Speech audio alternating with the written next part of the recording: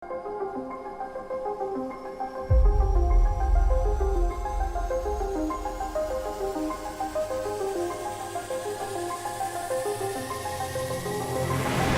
of ten is top 10. 10 out of 10 is top 10. 10 out of 10 better go tell a friend, 'cause 10 out of 10 is top 10. 10 out of 10 is top 10. 10 out of 10 is top 10. 10 out of 10 better go tell a friend, 'cause 10 out of 10 is top 10.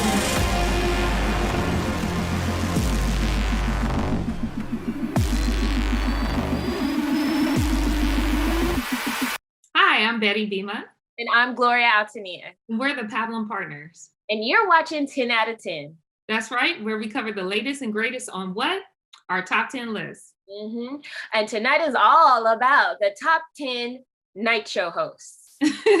Yes, and the reason why we picked this idea for this episode is because we didn't want to cover the people who are already out there, but we wanted to cover people who we think should deserve a show, actually. Yeah, like our favorite people that we would think would fit in that spot perfectly, right? Yeah, and they haven't gotten the opportunity yet. So should we get into it? Let's jump into it.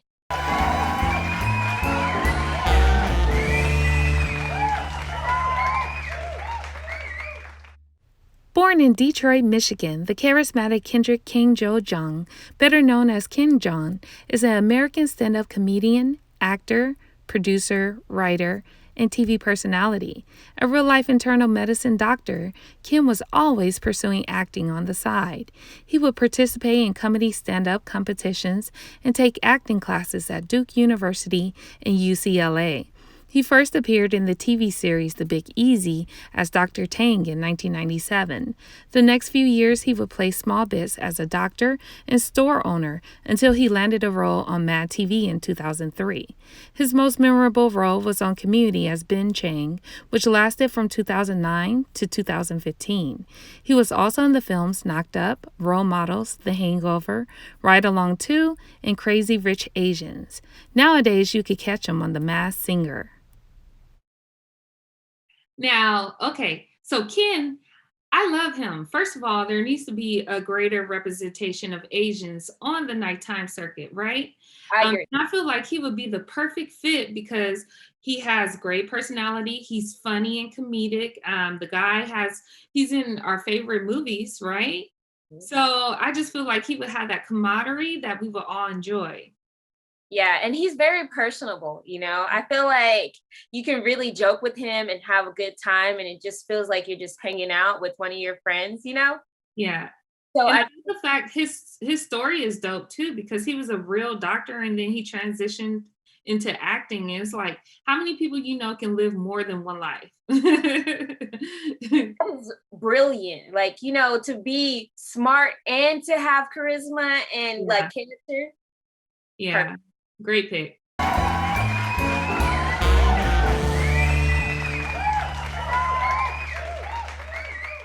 A CEO, executive producer, and lifestyle business influencer, Malcolm M.J. Harris, has been featured by Oprah, U.S. Today, and Black Enterprise. MJ began when he started creating content about lessons learned from his life path. Through his videos, online courses, and live events, he created a loyal global fan base around 20 million people per month and quickly became a powerhouse in the self-improvement industry. I picked MJ Harris because, so I found him by just randomly trying to find something to watch as I got ready in the morning on YouTube, and I just wanted some background noise. And then so he just ended up coming on my feed, right? And so I started hearing him and I was just like, oh my God, who is this? So I started being late for where I was going. I was like, dang, he is just so animated. He's very interesting to watch. He looks good. Okay. He look good. Really entertaining. And I know I told you about him. I told some of my I'll watch him now. You watch him now, right? Yeah. I think he would be a good fit. What about you? Yeah, man, this guy, if you don't know about him, get on your YouTube right now and subscribe to his channel. MJ, man, this guy, he has the best advice. He has a lot of experience and wisdom, and he definitely knows how to crack a joke, even though he's not even a comedian. Right? That's true. It's true. Yeah. You definitely have to tune into him if you haven't seen him yet.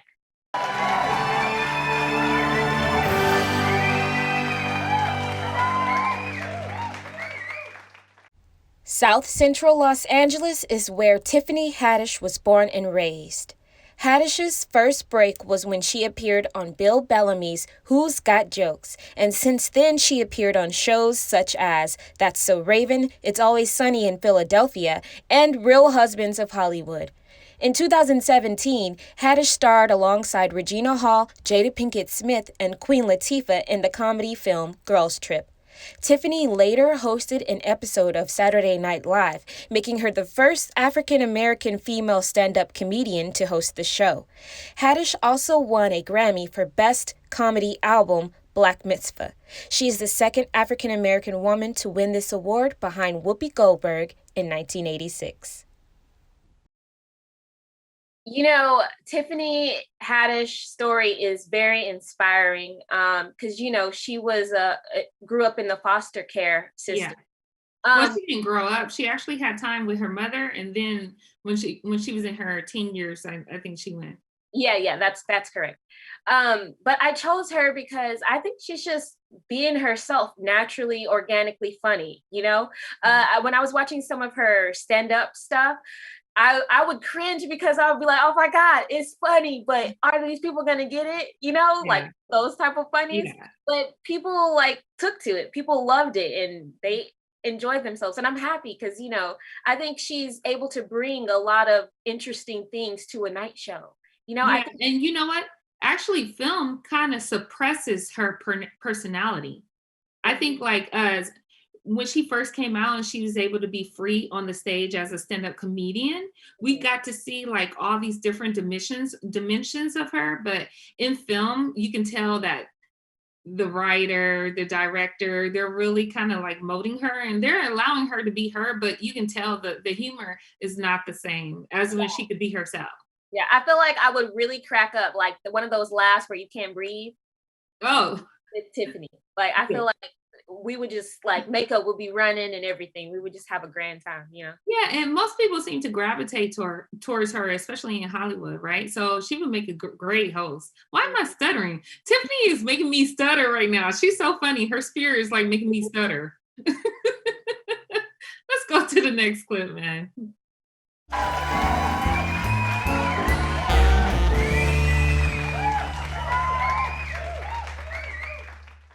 This New York native is an actress, producer, and activist. Rosario Isabel Dawson got her first big break when she was discovered by director Larry Clark and writer Harmony Korine while she was hanging on Harmony's front porch.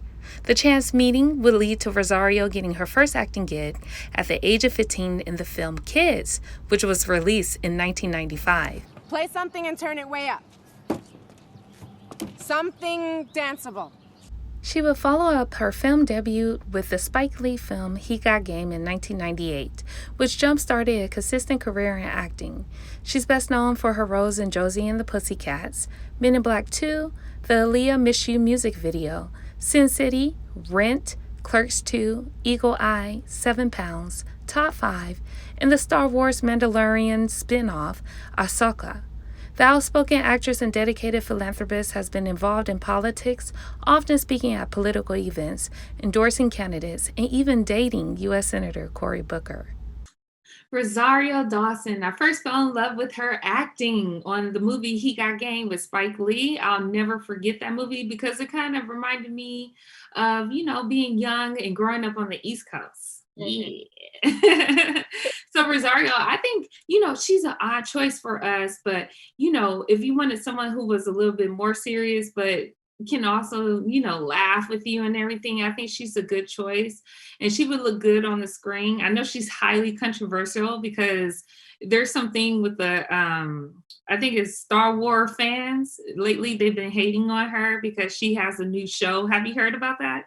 No. All the controversy and all that kind of stuff. And they're like, no, she shouldn't have a show. And you know how the Comic-Con people are. Yeah. Those are some passionate people, for real. They are very passionate and you have to go by the book and don't stray outside of it. Okay. But anyways, I think that like she would keep us entertained, and definitely the people that would come on, she'll be good at pulling that information out of them. So she'll bring like a really good balance Yeah. between being, touching all the subjects. Funny. Yeah, funny, Period. political, just all around. Yeah. Well, but before we move on, I did not know she was in the Aaliyah Miss You video. So Oh, you didn't know that? Oh, I didn't know that. She has a history of being in hip hop too, because like back in the day, she knew Jay-Z and stuff, and she knew like some of the rappers and stuff. And then Will Smith, she's been in 2 of his movies, Men in Black, not the first one, I think it was the second one, and then 7 Pounds. Yeah. Oh, she knows hip hop, and then she was in Chris Rock's Top 5, which was a hip hop film. Oh, okay. Yeah. Oh, it was. It was. I saw that. I remember that. That was wow. I remember that one. Yeah. That was wow. Okay. I love it.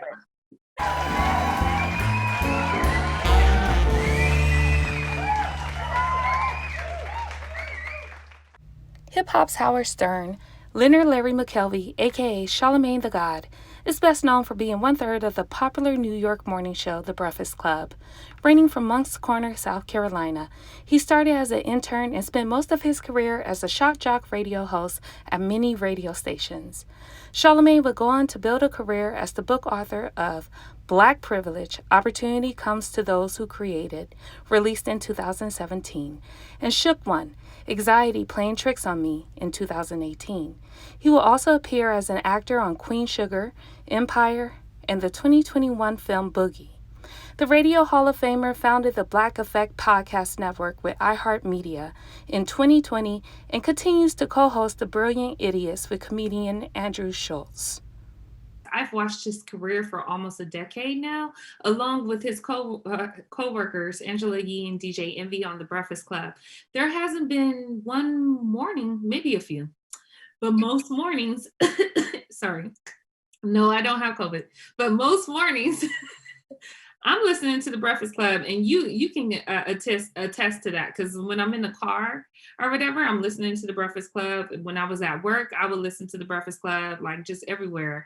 And the reason why I tune in is because they always have their ear to the ground on the hip hop scene and on what's going on with Black culture and Black issues and things like that. So I like to listen to their input, and sometimes they're really goofy about it.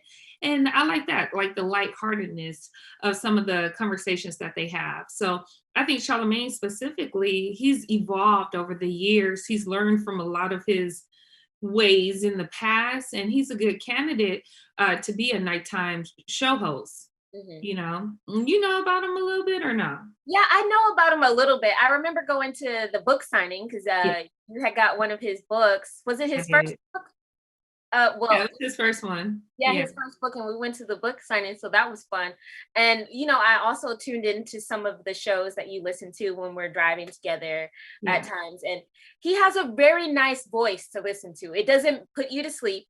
It's just entertaining. So I think with him on a show would be interesting to watch. Yeah, watch every day is the question. It depends on who he has on the show, who's his guest. Oh. Oh, okay. Yeah.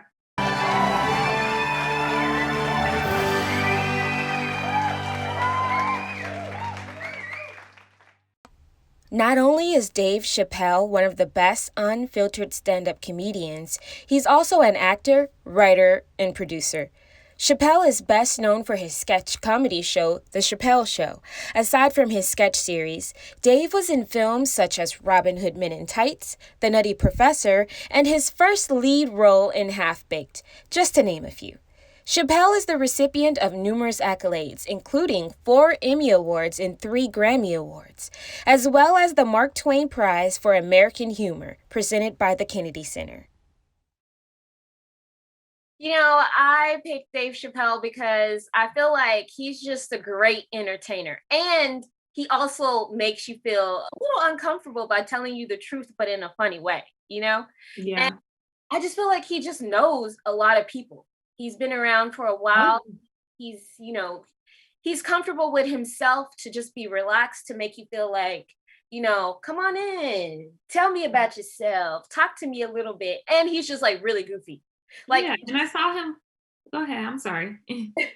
he's just really goofy. I feel like I would just love to tune into him. Just Yeah.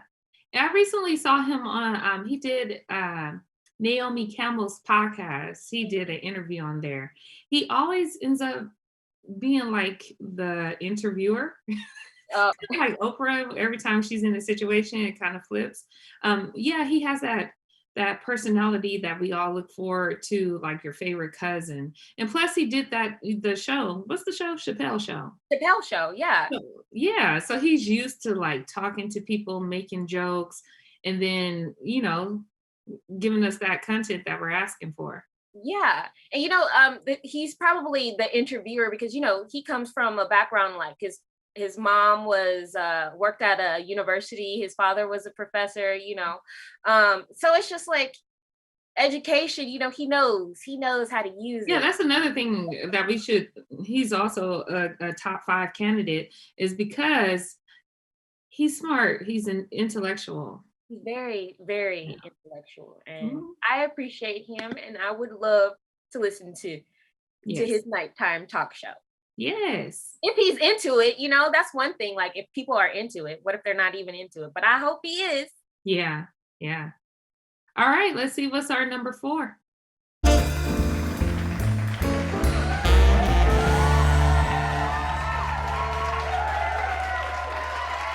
Laverne Cox is an Emmy-nominated actress, documentary film producer, and prominent equal rights advocate.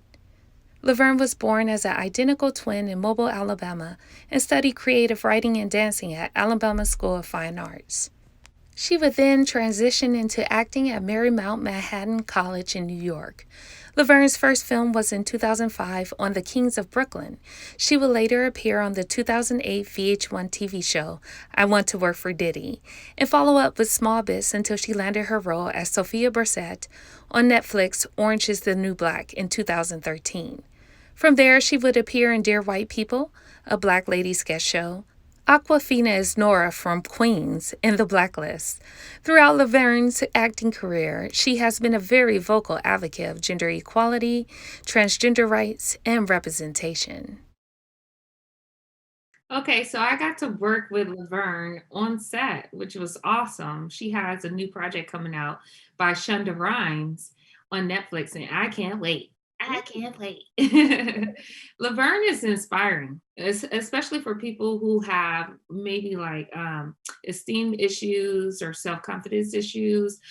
She's really a good advocate for LGBTQ rights and all that. So I feel like not only is she a responsible choice, she's an entertaining choice.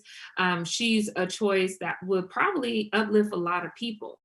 Mm-hmm. Yeah. I first found out about Laverne on Orange is the New Black. Yeah. Her character on Orange is the New Black, and I fell in love with her too. And I feel like her nighttime show would be very warming. Like a sense of, but Oprah at late night. Yeah. If that, I feel like she has a lot of good advice too. Yeah. Yeah, Mhm. that's why I said Oprah at late night, because Oprah like offers a lot of advice and a lot of, just self-help things, and I feel like Laverne will be able to do that, Yes, definitely. Mhm. All right, let's trickle down to the next one.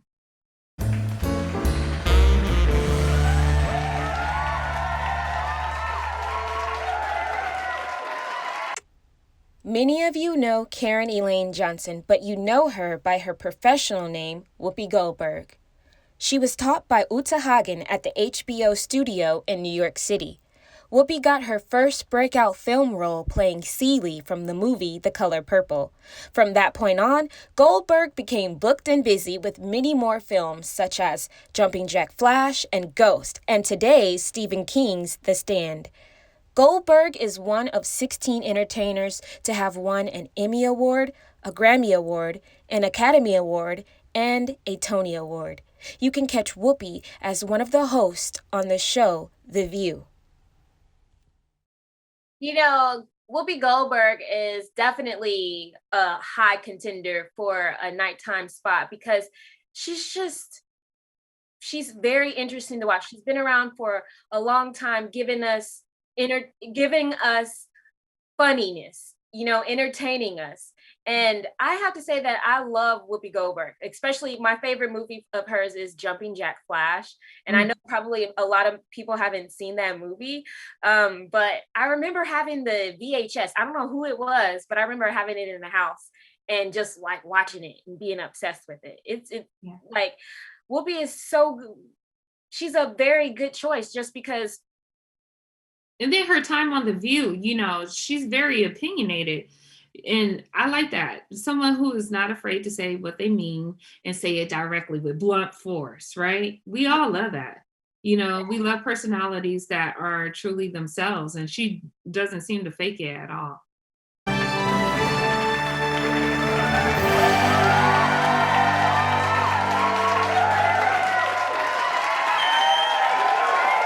Eric Malone Bishop, also known as Jamie Foxx, is an actor, singer-songwriter, comedian, producer, and host. He got his start on a show called In Living Color, where his character Wanda was infamously known. He would then go on to star in his own sitcom, The Jamie Foxx Show, that was produced through his production company, Foxhole Productions. Jamie transitioned from TV to film and landed his first dramatic role in Any Given Sunday. Jamie became widely known for his portrayal of Ray Charles in the biopic Ray, for which he won the Academy Award, BAFTA, Screen Actors Guild Award, Critics' Choice Movie Award, and Golden Globe Award for Best Actor. Okay, so Jamie Foxx is definitely one of my number ones because I just enjoy watching him. He's an all-around entertainer, right? And just if you've seen him in his early days in Living Color when he played Wanda, making you laugh and stuff, just with his way to bring out a character, I feel like it would be very interesting as a nighttime host because he knows a lot of people, and two, he just knows how to entertain. It's just natural for him. Like, it's second nature, I feel like. How do you feel about Jamie? You tell me about a segment that he did on, was it Jimmy Fallon or Jimmy Kimmel? Which Jimmy? It's Jimmy Fallon. Okay. So tell us about it. So basically, Jimmy Fallon has like this game where they play they pick a person, so it could be like Rihanna, and then you have to sing Rihanna in opera, right? And so that's what Jamie got. And he was like, okay, and it's on the spot. So you have to just come up with it quick. And the Roots plays the band on his show, and then he just sings. He comes into character, and he snaps into it really quickly. And it's just, people are so tuned in, And I've seen I know it has 1 million views on YouTube, but I've never actually watched a clip myself. Oh my God, you have to watch it. I've seen so many people go on that show and play that game with Jimmy. But it's something about Jamie where he just makes it alive, and it's just okay, I just want to watch him the whole time. Yeah. So yeah, that's why I picked Jamie. I was just yeah, for sure, he can bring it. I'm just shocked he hasn't gotten a show. Maybe he doesn't want one, but I'm just shocked he hasn't gotten a show right now.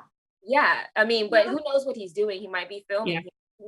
Maybe he wants to do it later. Who knows? But hopefully he might consider it. I think he would be a great host.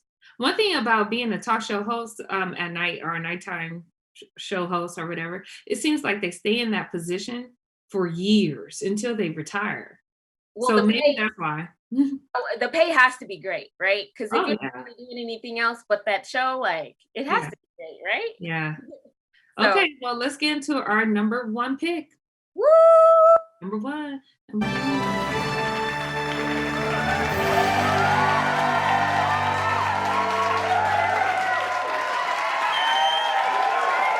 This Oscar nominee has been entertaining the world since the late 1970s. Actor and comedian Eddie Murphy made his big break into feature film when he landed the role of Reggie Hammond in the 1982 film 48 Hours, and has not slowed down since.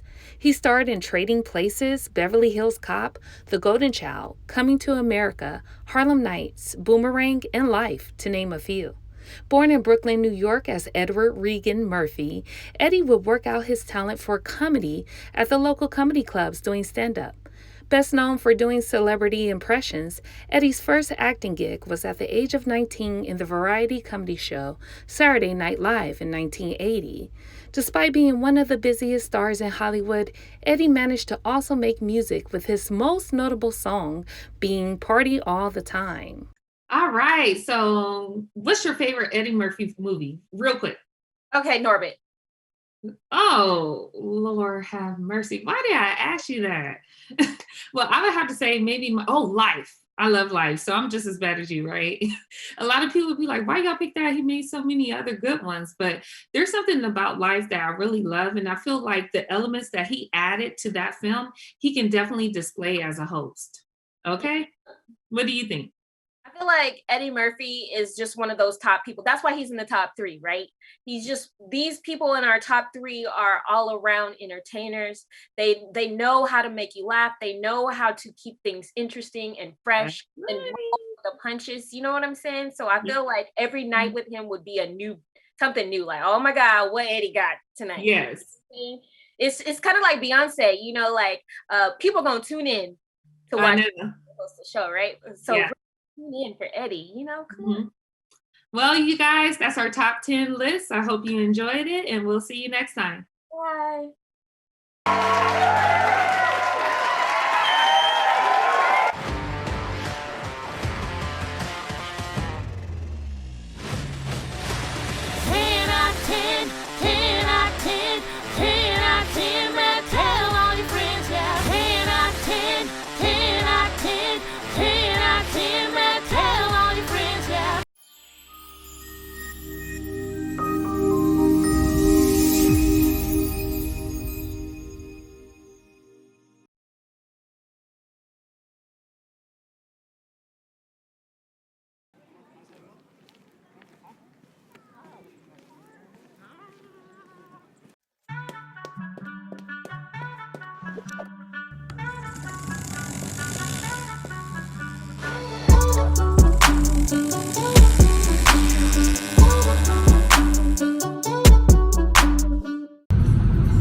On the way to the airport, and there's nobody here, guys. Nobody.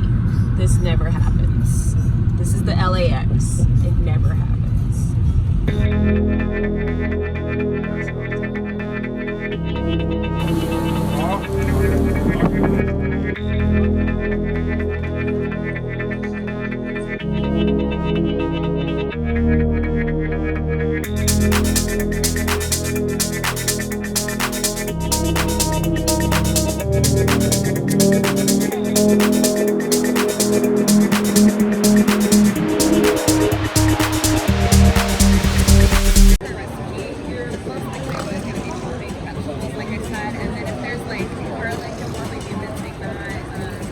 Oh, hey guys, I'm just taking a nap as I fly to Spain, you know, the usual. I'm gonna catch some Z's and I'll catch you later.